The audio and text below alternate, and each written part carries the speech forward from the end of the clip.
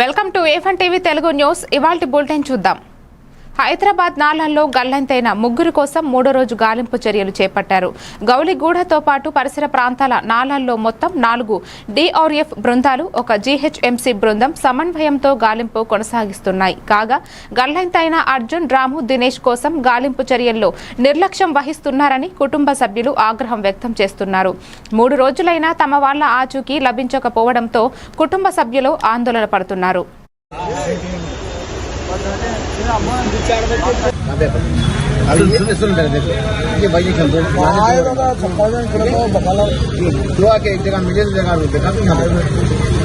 अभी 2-3 जगह मिले से 3 जगह ऐसा पॉइंट है, 3 जगह है, 2-3 जगह पार कर लेके हम लोग यहाँ तक है। यहाँ से इसके बाद से तुम यहाँ पे उतारो, मालूम हो जाता है। इतनी दूर गए तो मालूम हो जाता है। मट्टी नहीं है, परसों साफ करें कहाँ भी छोटा वो 2-3 जगह ठहरो यहाँ पे। आराम ना आराम ना रस्सी पकड़ ले हाथ में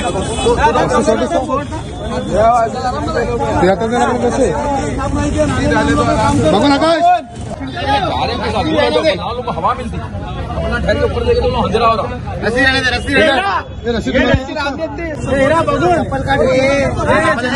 चप्पल चल जाता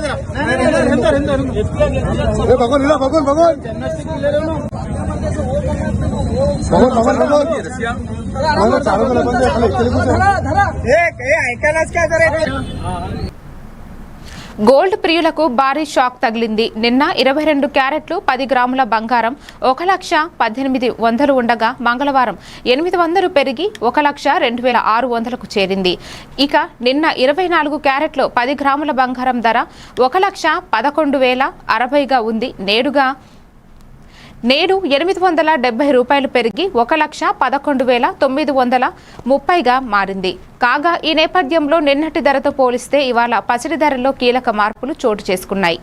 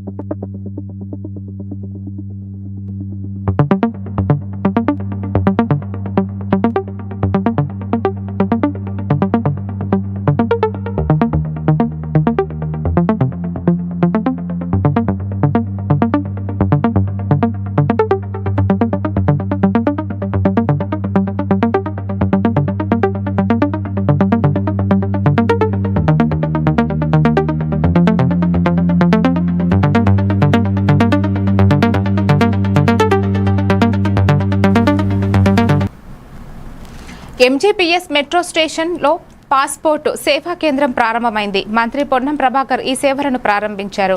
అనంతరం ఆయన మాట్లాడుతూ దేశంలోనే మొట్టమొదటిసారిగా మెట్రో స్టేషన్లు పాస్పోర్టు సేవలు అందుబాటులోకి వచ్చాయని తెలిపారు. పాస్పోర్టు ఇవ్వడంలో దేశంలోనే హైదరాబాద్ 5వ స్థానంలో ఉందన్నారు.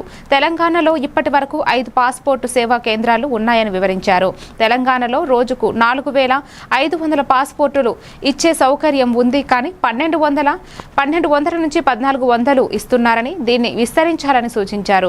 ఈ కార్యక్రమంలో మేయర్ గద్వాల విజయలక్ష్మి, రాజ్యసభ సభ్యులు అనిల్ కుమార్ యాదవ్, పార్లమెంటు సభ్యులు Asaduddin Owaisi, MLC Mirza Riyaz ul Hasan, FND passport joint secretary KJ Srinivas, Hyderabad collector Dasari Harichandana, regional passport అధికారి స్నేహజ తదితరులు పాల్గొన్నారు.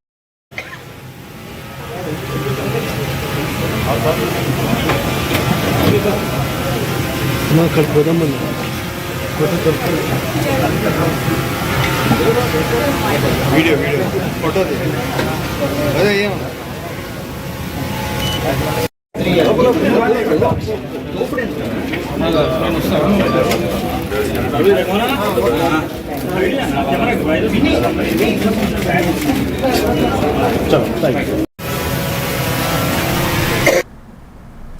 Telangana public services commission office Telangana Jagruthi నాయకులు కార్యకర్తలు ముట్టడించారు. గ్రూప్ 1 అభ్యర్థులకి న్యాయం చేయాలని, జాబ్ క్యాలెండర్ విడుదల చేయాలని డిమాండ్ చేశారు.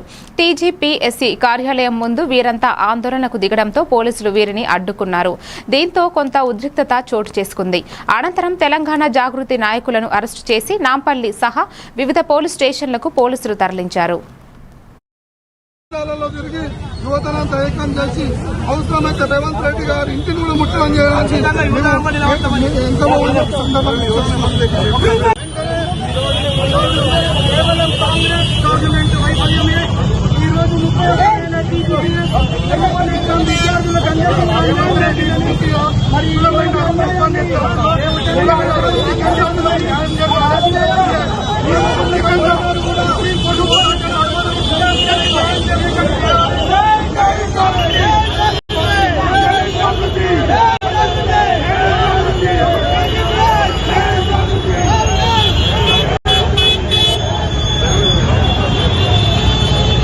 గతంలోనే వాళ్ళ నిర్ణయాలకు వ్యతిరేకంగా ఆ రోజు గ్రూప్ ఏదైతే ఎగ్జామ్ రాసిన యువత హైకోర్టుకు పోయింది. అయినా సిగ్గు లేకుండా మళ్ళీ ఇప్పుడు వాళ్ళని ఏదైతే హైకోర్టు నిర్ణయాన్ని స్వాగతించాల్సి పోయి సిగ్గు లేకుండా మళ్ళా సుప్రీంకోర్టు పోతా అంటారు. ఏం అవసరం, సుప్రీంకోర్టు అవసరం ఏముంది? యువతకు మంచి చేయాలని ఆలోచనతో ఉండాలి. కానీ యువతకి ఇక్కడ నువ్వు యువతతో ఎందుకు పెట్టుకుంటున్నావు? నువ్వు పార్టీకి వ్యతిరేకంగా పార్టీతో కొట్టాల్సింది పార్టీ వ్యతిరేకం అనుకుంటున్నా? యువతకు జాబులు వస్తే నీకేం అవసరమో, యువతకు అవకాశాలు వస్తే నీకెందుకు మండుతుంది? నువ్వెందుకు రానియకుండా అడ్డుకుంటున్నావు? సుప్రీంకోర్టుకు పోవాల్సిన అవసరం ఏముంది? మరి చర్చ జరిపి అయితే గ్రూప్ 1 ఎగ్జామ్ అయితే రాసినట్టు కొద్ది యువకులు ఉన్నారో వాళ్ళని పిలిచి చర్చ జరపాల్సిన అవసరం ఉంది. అది పక్కగా పెట్టి నువ్వు సుప్రీంకోర్టు అని పోతాను ఎందుకు అంటున్నావు?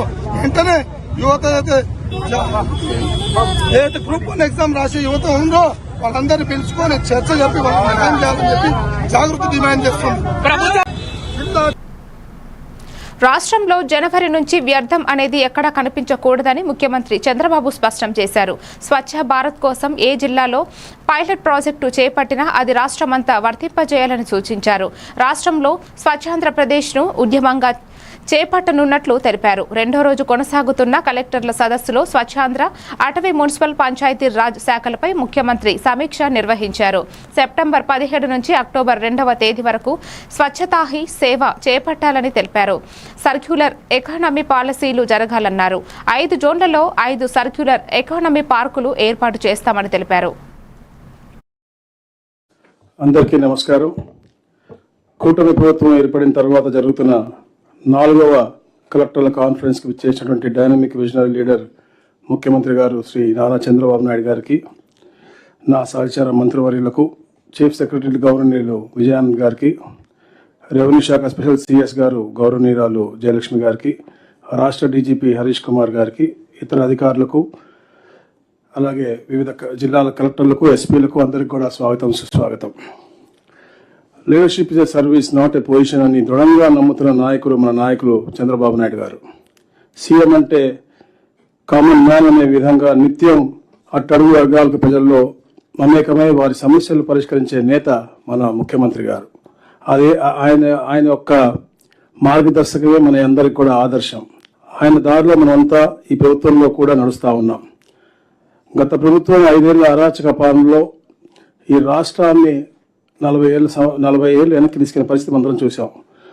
ఇప్పుడు ఈ రాష్ట్రాన్ని ఒకవైపు పునర్నిర్మించుకుంటూనే మరోవైపు ప్రజలకు అత్యుత్తమైన సేవలు అందించడంలో ఏమాత్రం కూడా మనం వెనుకడు వేయటం లేదు.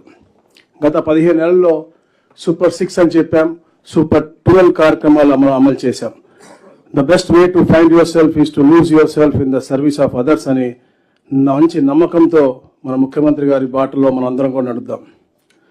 ఈ భయానక గత ప్రభుత్వం యొక్క పాలన తర్వాత ఏపీ బ్రాండ్ను తిరిగి పునర్నిర్మించేందుకు మన ముఖ్యమంత్రి గారు, అలాగే గౌరవ డిప్యూటీ సీఎం పవన్ కళ్యాణ్ గారు, యువనేత నారా లోకేష్ గారితో పాటు మనందరం కూడా అహర్నిశలు కష్టపడుతున్నాం. గత ప్రభుత్వ పాలనపై ప్రజలకు నమ్మకం కోల్పోయారు. ఈ 15 నెలల కాలం హైదరాబాద్ నగరంలోని ఉప్పల్ టు సికింద్రాబాద్ రహదారిపై ఘోర రోడ్డు ప్రమాదం జరిగింది. అతివేగంగా దూసుకువచ్చిన ఓ సెప్టిక్ ట్యాంకర్ ఉప్పల్ రహదారి మధ్యలో ఉన్న హనుమాన్ ఆలయంలోకి దూసుకెళ్లింది. ఈ ప్రమాదం నుంచి భక్తులు, వాహనదారులు త్రుటిలో తప్పించుకున్నారు. ఎలాంటి ప్రాణ నష్టం సంభవించలేదు. సమాచారం అందుకున్న పోలీసులు ఘటనా స్థలానికి చేరుకుని సహాయక చర్యలు చేపట్టారు. తీవ్ర గాయాల పాలైన septic tanker driver Kumar Nayak ను చికిత్స నిమిత్తం గాంధీ ఆసుపత్రికి తరలించారు. అతివేగం వల్లే ప్రమాదం జరిగినట్లు పోలీసులు నిర్ధారించారు. ఈ ప్రాంతంలో తరచుగా ప్రమాదాలు జరుగుతూనే ఉంటాయి. ఈ ప్రమాద ఘటనకు సంబంధించి సీసీటీవీ ఫుటేజీని పోలీసులు విడుదల చేశారు.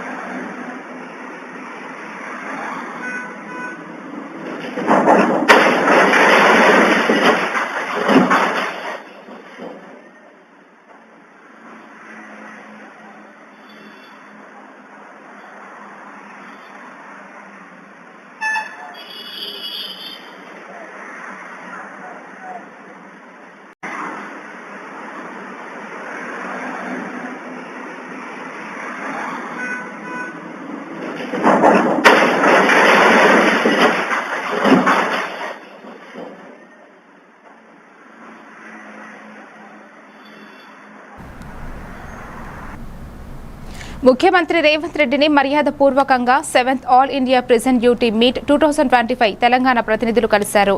ఈ సందర్భంగా వివిధ పోటీలలో పతకాలు సాధించిన వారిని సీఎం రేవంత్ రెడ్డి అభినందించారు. దేశంలోని వివిధ రాష్ట్రాలతో జరిగిన పోటీలలో 133 పతకాల్లో 21 బంగారం, 4 రజతం, 3 కాంస్యం పతకాలను తెలంగాణ కైవసం చేసుకుంది. ఈ కార్యక్రమంలో పాల్గొన్న హోంశాఖ ప్రత్యేక ప్రధాన కార్యదర్శి రవి గుప్తా, జైళ్ల విభాగం DG Soumya Mishra, IG Muralibabu, Warangal range DIG Sampath, ఎస్పీలు శివకుమార్ గౌడ్, కళాసాగర్ తదితరులు పాల్గొన్నారు.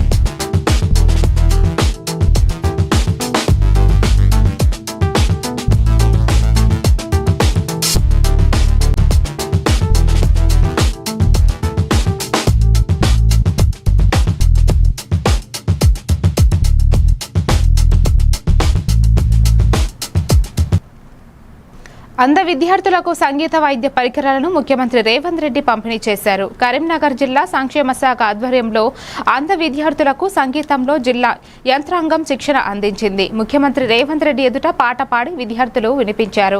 ఈ సందర్భంగా విద్యార్థులు పాడిన పాటల సీడీని ఆవిష్కరించిన సీఎం రేవంత్ రెడ్డి మంత్రులు పొన్నం ప్రభాకర్, అడ్లూరి లక్ష్మణ్ ఆవిష్కరించారు. ఈ కార్యక్రమంలో MP Anil Kumar Yadav, GHMC mayor Vijayalakshmi, CM OSD Vemula Srinivas, Karimnagar జిల్లా కలెక్టర్ పమేలా సత్పతి తదితరులు పాల్గొన్నారు.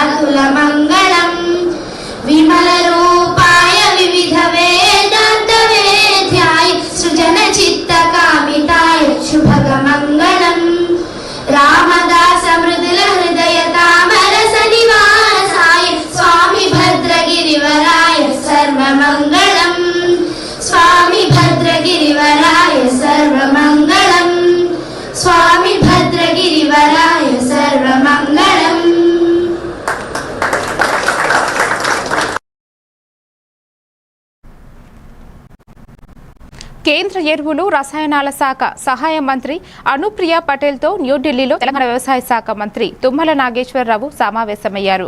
ఖరీఫ్ సీజన్లో ఏర్పడిన యూరియా లోటును పూడ్చే విధంగా ఈ నెలలో 2 లక్షల మెట్రిక్ టన్నుల యూరియా కావాలని ఆయన కోరారు. రబీ సీజన్లో రైతాంగానికి ఇబ్బంది లేకుండా ముందుగానే రైతులకు ప్రతి నెల 2 లక్షల టన్నుల యూరియా సరఫరా చేయాలని మంత్రి తుమ్మల విన్నవించారు. వీలైనంత త్వరగా తెలంగాణకు అవసరమైన యూరియా సరఫరా చేస్తామని మంత్రి తుమ్మల నాగేశ్వరరావుకు కేంద్ర సహాయ మంత్రి అనుప్రియ పటేల్ తెలిపారు.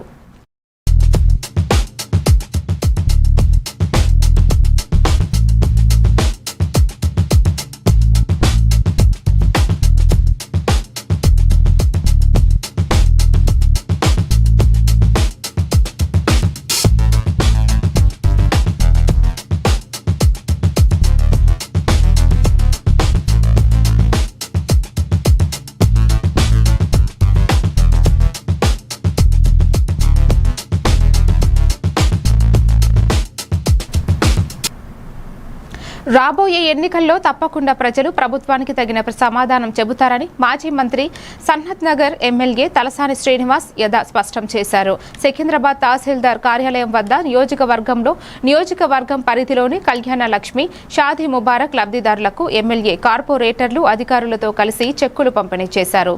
ఈ సందర్భంగా ఆయన మాట్లాడుతూ ఆచరణ సాధ్యం కాని హామీలిచ్చి అధికారంలోకి వచ్చిన కాంగ్రెస్ ప్రభుత్వం ప్రజలను మోసం చేసిందని ఆగ్రహం వ్యక్తం చేశారు. కళ్యాణ లక్ష్మి, షాదీ ముబారక్ పథకంలో అదనంగా ఇస్తామన్న తులం బంగారం ఇవ్వాలని డిమాండ్ చేశారు. ఎన్నికల్లో మీరు ఇచ్చిన హామీలనే అమలు చేశామని ప్రజలు కోరుతున్నారని వెల్లడించారు.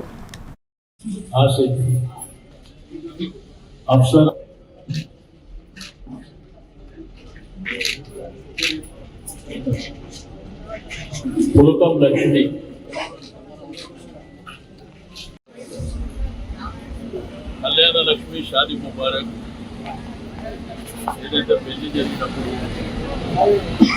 ఆ ఒక ఆడపిల్ల కట్నం కింద కేసీఆర్ గారు ముఖ్యమంత్రిగా ఉన్నప్పుడు భారతదేశంలో ఎక్కడ కూడా ప్రవేశపెట్టినటువంటి కార్యక్రమమే కళ్యాణ లక్ష్మి, షాదీ ముబారక్. వాళ్ళకి ఏంటంటే పేద వర్గాల వాళ్ళకు ఇది ఎంతో ఉపయోగం పడేటువంటి కార్యక్రమం. 1,116 రూపాయలు అంటే ఒక సఫిషియెంట్ అమౌంట్. కానీ కాంగ్రెస్ ప్రభుత్వం వచ్చి మేము ఇంకొక తులం బంగారం ఎక్కిస్తామని చెప్పి ఆడవాళ్ళని నమ్మించి ఓట్లయితే వేయించుకుని ప్రభుత్వానికి వచ్చేది. వాళ్ళేమో చెక్కు తీసుకునేటప్పుడు మా బంగారం అన్నారు. ఏదో ఆశపడి ఏది పడితే అది అడగాలనేటువంటి ఉద్దేశం మనకు లేదు. ఎవరైతే ఆ పెళ్లి విజయనగరం జిల్లా గజపతి నగరంలో మాజీ ఎమ్మెల్యే బోర్సా అప్పల నర్సయ్య మీడియా సమావేశం నిర్వహించారు. స్థానిక మంత్రి కొండపల్లి శ్రీనివాస్ రైతులకు యూరియా పంపిణీలో విఫలమయ్యారని ఆరోపించారు. స్థానిక టీడీపీ నాయకులు యూరియాను పక్కదోవ పట్టిస్తున్నారని తెలిపారు. ఆక్వా రైతు, వైసీపీ సర్పంచ్ తన భూమిలో చేపల చెరువులు తవ్వితే మంత్రి అనుచరులు కక్షతో చెరువులకు గండి కొట్టారని విమర్శించారు. చేపల పెంపకం కూడా వ్యవసాయమేనని అన్నారు. ఈ కార్యక్రమంలో జెడ్పీటీసీ గారతప్పుడు బూడి వెంకటరమణ, బెల్లాన త్రినాథరావు, సురేష్, కరణం, ఆదినారాయణ తదితరులు పాల్గొన్నారు. కార్యక్రమం చేశాము, ఒక 50 కోట్లు పెట్టి ఇవన్నీ మానేస్తే మెడికల్ తయారైపోవా? ఇవన్నీ ఎందుకు చేయాలి? నీకేమో పేదవాడి తాలూకా ఆకలి బాధలు తెలియదు, పేదవాడి తాలూకా చదువులు అవసరం లేదు. ఎంత కూడా కార్పొరేట్ సెక్టర్ పెంచాలని ఆలోచన ఎప్పుడు కూడా చంద్రబాబు నాయుడు తప్ప. ఆయన 4 సార్లు ముఖ్యమంత్రిగా ఎప్పుడు కూడా పేదవాడి గురించి ఆలోచన చేసే పరిస్థితి ఇప్పుడు కూడా కనిపించలేదు. రైతుల గురించి ఆలోచించే పరిస్థితి కూడా ఎప్పుడు కూడా చంద్రబాబు నాయుడికి మరి ముఖ్యమంత్రి పనిచేయలేదు. ఎందుకంటే వ్యవసాయం సొంతదాని కన్నా ముఖ్యమంత్రి అవ్వాలంటే చంద్రబాబు నాయుడు గారు. ఈరోజు ఏం చెప్తాడైనా ఎరువు వాడితే క్యాన్సర్ వస్తుందంట. రివ్యూ చేయట్లేదు. గవర్నమెంట్ అంటే కనీసం రివ్యూ చేస్తే విషయం అర్థం అవుతుంది. అలాంటి పరిస్థితి కూడా ఈరోజు ఈ నియోజకవర్గంలో లేనందుకు చాలా బాధపడుతున్నాము ఈరోజు. కానీ ఈ రైతునే ఏదైనా సరే, అందుకే మేము మా నాయకుడేమో మనమేమో దీని గురించి ధర్నా కూడా చేసాం. ఎందుకంటే పన్ను తెరిపించడానికి అంతే తప్ప మేమేమో పార్టీ మీద బురద చల్లడం కాదు. కనీసం ప్రభుత్వం మేము ధర్నా చేస్తుంటే కళ్ళు తెరిచి ఆ రైతులకు న్యాయం చేస్తున్న ఆలోచనతోనే వైఎస్ఆర్ కాంగ్రెస్ పార్టీ ప్రతి కార్యక్రమానికి ఈరోజు చేస్తున్నారు. ఇంకా ఇంకేమో మెడికల్ కాలేజీ కానీ ప్రైవేట్ అనాలోచితంగా ఈ నియోజకవర్గంలోనేమో ఆయనేమో ఏ మంత్రి అయినా SMS మంత్రి, నెక్స్ట్ ఏమో ఆయన చేతిలో అధికారం ఉంది కదా అని చెప్పి ఈరోజు ఏమో బుక్ చేయబడుతుంది. మెజార్టీ మెంబర్స్ ఆ గ్రామంలో ఉన్నప్పుడు కూడా మెజార్టీతో సంబంధం లేకుండా నేను మంత్రి కదా అని చెప్పి నువ్వేమో ఏదైతే చట్టాన్ని గౌరవించాలో చట్టాన్ని చేసే మంత్రి ఈరోజు చట్టాన్ని ఉల్లంఘన చేస్తాను. మేడ్చల్ జిల్లా కీసర మండలంలోని బండ్లగూడ పల్లవి ఇంటర్నేషనల్ స్కూల్లో పర్యావరణ అవగాహన సదస్సు నిర్వహించారు. ప్రతి ఒక్కరూ ఒక చెట్టు నాటి కాలుష్యాన్ని తగ్గించి భవిష్యత్తు తరాలకు మంచి వాతావరణం అందించాలనే ఉద్దేశంతో ఈ కార్యక్రమం చేపట్టారు. ముఖ్య అతిథులుగా పాల్గొన్న కీసర పోలీసులు విద్యార్థులకు పర్యావరణ పరిరక్షణపై సూచనలు అందించారు. అవగాహనతో సమాజంలో మార్పు తీసుకురావాలని పిలుపునిచ్చారు.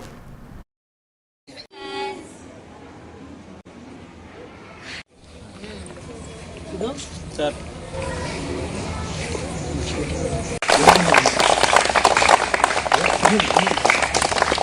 Anywhere, anytime you have to call free. It is no charge for 100 call. You ping the 100 call, police will respond. Okay? Any dangerous time, anywhere in your own time, in your colony, in your house, in your school, you have to ping 100 call. Okay? And you don't use the cell phones. Nowadays, so many people are using cell phones, using games, temple runs. You are all aware of the cell phone, smartphone? Who don't know cell phone? అది డెవలప్మెంట్కు మనకు plantation ద్వారా గృహోపకరణలు ఉపయోగిస్తాం. కాబట్టి చాలామంది వీలైనంత వరకు plants నాటండి. వివిధ రకాల ఫ్రూట్స్ ఆయుర్వేదిక్లో కూడా మనకు చెట్టు మొక్కలు మొత్తం అనుభవిస్తాం అటు ఫలాలని. ఈ కాన్సెప్ట్లో భాగంగా ఈరోజు పల్లవి స్కూల్కి మేము రావడం జరిగింది. పిల్లలకు కూడా ఒక మెసేజ్ ఇవ్వడం జరిగింది ఈ చెట్ల గురించి. కాబట్టి నాకు ఈ అవకాశం ఇచ్చిన పల్లవి స్కూల్ వారికి, ప్రిన్సిపల్ మేడం సీత మేడంకి నా యొక్క ధన్యవాదాలు ముగించుకుంటాను. Thank you. బాపట్ల జిల్లా పిట్టలవాణిపాలెం మండలంలోని సామాజిక ఆరోగ్య కేంద్రం వైద్యుల సమయపాలన లేక ప్రజలు తీవ్ర అసంతృప్తి వ్యక్తం చేస్తున్నారు. కోట్ల రూపాయలతో నిర్మించిన నూతన వైద్యశాలలో వైద్యులు ఎప్పుడు వస్తారో తెలియక రోగులు ఇబ్బందులు పడుతున్నారు. లక్షల్లో జీతాలు తీసుకుంటూ ప్రజాసేవను విస్మరించారని ఆరోపణలు వస్తున్నాయి.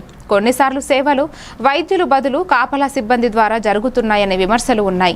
పేదలు కార్పొరేట్ ఆసుపత్రులకు వెళ్లలేక ఇక్కడే ఆధారపడుతుంటే సమయపాలన పాటించని వైద్యులపై చర్యలు తీసుకోవాలని ప్రజలు డిమాండ్ చేస్తున్నారు. పిట్లవానిపాలెం సామాజిక ఆరోగ్య కేంద్రం పిట్లవానిపాలెం పరిస్థితి దయనీయంగా మారింది. చంద్రబాబు నాయుడు గారు, లోకేష్ బాబు గారు, పవన్ కళ్యాణ్ గారు ఎన్నో ఆశలు పెట్టుకుని ఎంతో కోట్లు బడ్జెట్ ఇచ్చి బిల్డింగ్లు కట్టించి మందులు ఇస్తే ఇక్కడ పనిచేసే డాక్టర్ అమ్మలో నర్సులు, స్టాఫ్, ఎనీబడి ఎవరైనా అందుబాటులో లేరు. సమయాన్ని పాటించట్లేదు. సమయానికి వచ్చిన పేషెంట్లకి రిసీవ్ చేసుకున్న వాళ్ళకి కావాల్సిన ఏం వైద్యం చేయాలో చేయట్లేదండి. ఈరోజు నేను ఈ ఏలు పుండొచ్చి వస్తుంటే గంట సేపు ఉన్నా కూడా పట్టించుకున్న నాదుడు లేడు. డాక్టర్ గారు 11ంటికి వచ్చారు ఒక ఆవిడ. తర్వాత ఏంటి అని అడిగితే ట్రాన్స్ఫర్లు అయ్యారు, వస్తున్నారు, వాళ్ళు వస్తున్నారు, వీళ్ళు వస్తున్నారని చెబుతున్నారు కింద స్టాఫ్. అయితే దీని గురించి నేను ఎమ్మెల్యే గారి దృష్టికి తీసుకెళ్తాను, కలెక్టర్ గారి దృష్టికి తీసుకెళ్తాను. దీని మీదట ఎమ్మెల్యే గారు, కలెక్టర్ గారు స్పందించి మా యందు పేదల యందు దయ ఉంచి మేము ఇక్కడికి వచ్చే చుట్టుపక్కల 14 ఊర్ల గ్రామాలే కాకుండా నిజాంపట్నం మండలం నుంచి కూడా వస్తున్నారు, కర్లపాలెం మండలం నుంచి వస్తున్నారు. అయినా కూడా వీళ్ళ ఇష్టం వచ్చినట్టు సమయపాలన లేకుండా వచ్చిన వాళ్ళతో వైద్యం చేయకుండా వాళ్ళ ఇష్టాసారంగా రెస్పెక్ట్ లేకుండా మాట్లాడి వ్యవహారం చేస్తున్నారండి. మీ అందరికి మనవి ఎమ్మెల్యే. విశాఖపట్నం డాబా గార్డెన్స్ అల్లూరి సీతారామరాజు విజ్ఞాన వేదికలో దాసరి నారాయణరావు కల్చరల్ అకాడమీ 37వ వార్షికోత్సవం ఘనంగా జరిగింది. ఈ వేడుకలో APJ Abdul Kalam, Mother Teresa, doctor BR Ambedkar, Nandamuri Taraka Ramarao జాతీయ రత్న అవార్డులు ప్రధానోత్సవంగా ప్రదానం చేశారు. సాలూరు నుంచి 8 ఏళ్లుగా సేవలు అందిస్తున్న మీకై మేము వెల్ఫేర్ అసోసియేషన్ మరియు శ్రీ గౌరమ్మ చారిటబుల్ ట్రస్ట్ సభ్యులు ఎడ్ల మహేష్ గౌడ్, ఈశ్వరరావు, పంచాది శ్రీనివాసరావు తదితరులను ఘనంగా సన్మానించారు. ఈ సందర్భంగా అధ్యక్షులు ఇప్పిలి దిలీప్ కుమార్, స్థానిక ప్రజలు, నాయకులు, అధికారులు అభినందనలు తెలిపారు.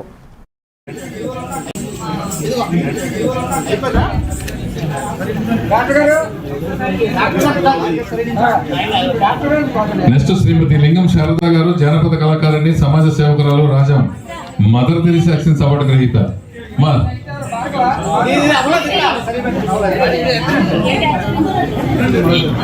జానపద కళాకారులందరూ స్టేజ్ మీదకి వచ్చి గ్రూప్ ఫోటోలో పార్టిసిపేట్ చేయవలసి కోరుచున్నాం.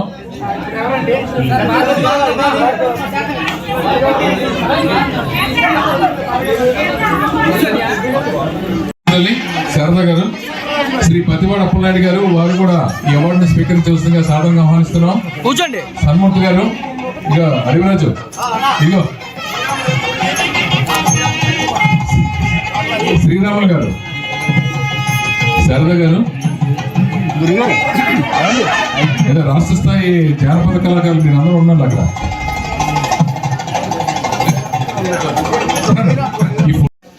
సౌలూరు వాస్తవులు మేడం గారు అక్కడే ఉన్నారు. సెట్ ఇయ్యమ్మా.